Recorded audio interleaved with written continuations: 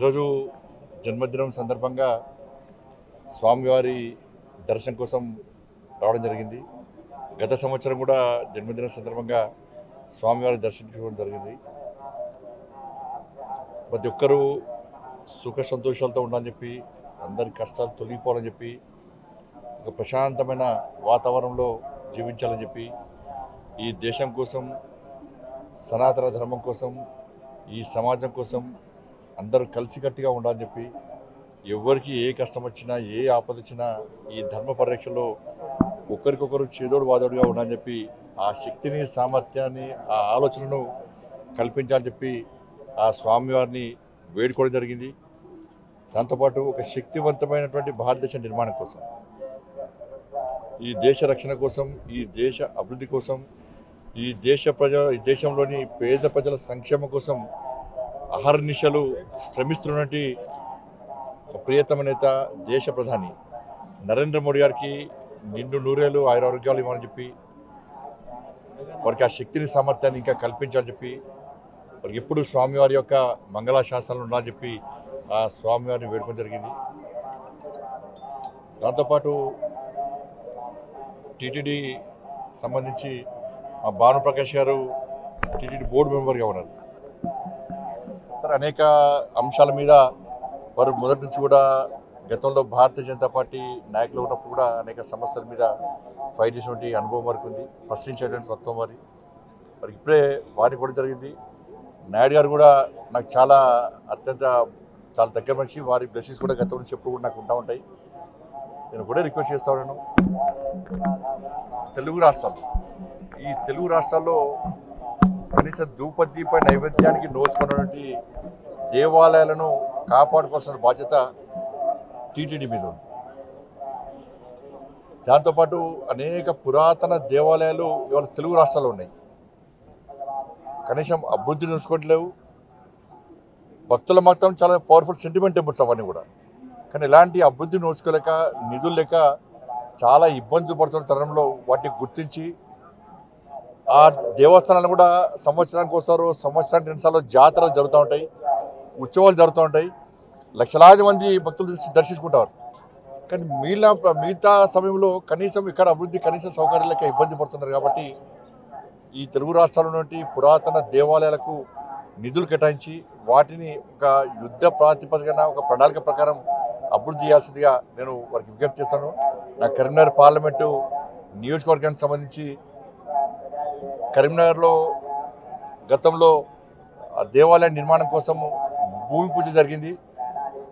దాంతోపాటు అక్కడ దేవాలయాన్ని, కరీంనగర్ నగరంలో దేవాలయం నిర్మించడం, దాంతోపాటు కొండగట్టు, వేములవాడ, ఇల్లంతకుంట రామాలయం, ఈ 3 దేవస్థానాలు కూడా అభివృద్ధి కోసం నిధులు కేటాయించి సహకరించాలని చెప్పి టీటీడీ చైర్మన్ గారికి, అదేవిధంగా గౌరవ పాలకవర్గ సభ్యులందరూ కూడా మా భానుప్రకాష్ రెడ్డి గారి ద్వారా నేను విజ్ఞప్తి చేస్తున్నాను. ముఖ్యంగా ఇల్లంతకుంట రామాలయం, కొండగట్టు ఆంజనేయ స్వామి దేవాలయం, ఇవన్నీ కూడా చాలా పవర్ఫుల్ టెంపుల్స్. కాబట్టి ఆ నియోజకవర్గంలో ఉన్నటువంటి ఆ దేవాలయాలు కూడా నిధులు కేటాయించి కాపాడాలని కోరుతారు. ఎందుకంటే హిందువుల ఆస్తి. ఇవాళ ఇంత ఘోరమైన విషయం అంటే, నిన్న నేను కాటేజీలో ఉన్నప్పుడు ఒక ఉద్యోగస్తుడు వచ్చినాడు. సార్, హిందువుల ఆస్తి, హిందువుల హక్కు తిరుమల తిరుపతి దేవస్థానం. వాళ్ళ మనం కింద నుంచి పైకి స్వామివారిని దర్శించుకోవాలంటే ఇతర మతస్థులు కానీ, ఇతర దేశస్తులు కానీ ఒక డిక్లరేషన్ ఇచ్చి పైకి రావాల్సి వస్తుంది. స్వామివారి విశ్వాసం, నమ్మకం ఉంది అని చెప్పి ఒక డిక్లరేషన్ ఇచ్చి రావాల్సి వస్తుంది. ఇది గతం నుంచి జరుగుతున్న ఆనవాయితీ. కానీ దురదృష్టవశాత్తు ఏంటంటే, ఈ దేవస్థానంలో దాదాపు 1000 మందికి పైగా ఇతర మతస్థులు. స్వామివారి మీద విశ్వాసం, నమ్మకం లేదు. హిందూ సనాతన ధర్మం మీద వారికి ఆలోచన లేదు. ఆ సనాతన ధర్మాన్ని కాపాడాలి, సనాతన ధర్మానికి అనుగుణంగా వ్యవహరించాలని చెప్పి ఆలోచన వారికి లేదు. అటువంటి ఉద్యోగస్తులకు, అటువంటి వ్యక్తులకు టీటీడీలో ఉద్యోగాలు ఇవ్వడమేంది, వాళ్ళు ఇంకా కొనసాగించడమేంది? ఎప్పుడో ఒకసారి మార్పు జరగాలి. అరే, గతం నుంచి ఉన్నారు వాళ్ళు, మేము ఏం చేయలేమంటే అది చేతకాంతనం అవుతుంది. నేను భానుప్రకాష్ రెడ్డి చెప్తున్నా, పాలకవర్గానికి నేను ఘాటుగా చెప్తున్నాను, ఇటువంటి పద్ధతి మంచిది కాదు. మీరు ఎంత అభివృద్ధి చేసినా, బయట భక్తులకు అన్ని సౌకర్యాలు కల్పించినా కూడా ఇతర మతస్థులు ఈ దేవాలయంలో ఉండడం వలన వాళ్ళ ఆచార వ్యవహారాల విషయంలో చాలా ఇబ్బందులు వస్తున్నాయి.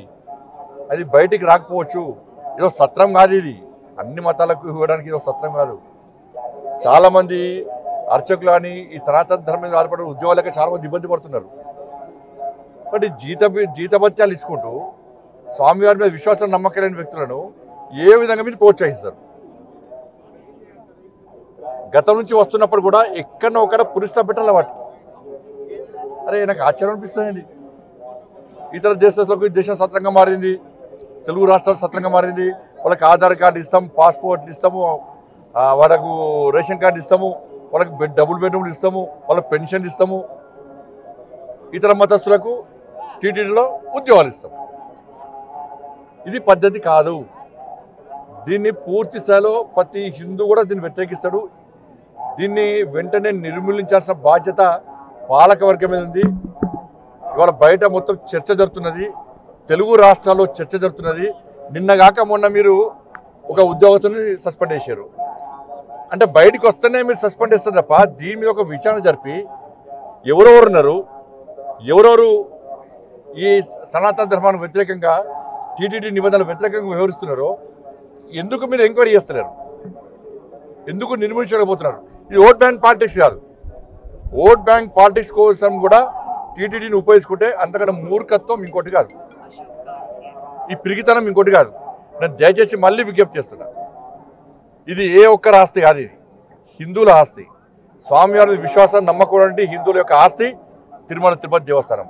అటువంటి ప్రాంతంలో ఇతర మతస్థులకు ఉద్యోగాలు ఇచ్చేటువంటి పరిస్థితి నుంచి బయటికి రావాలి. ఉన్న ఉద్యోగస్తులను వెంటనే తొలగించాల్సిన బాధ్యత ఇవాళ టీటీడీ పాలక మండలి ఉన్నది. నిన్న మతము రెచ్చగొట్టడం కాదు, వాస్తవం.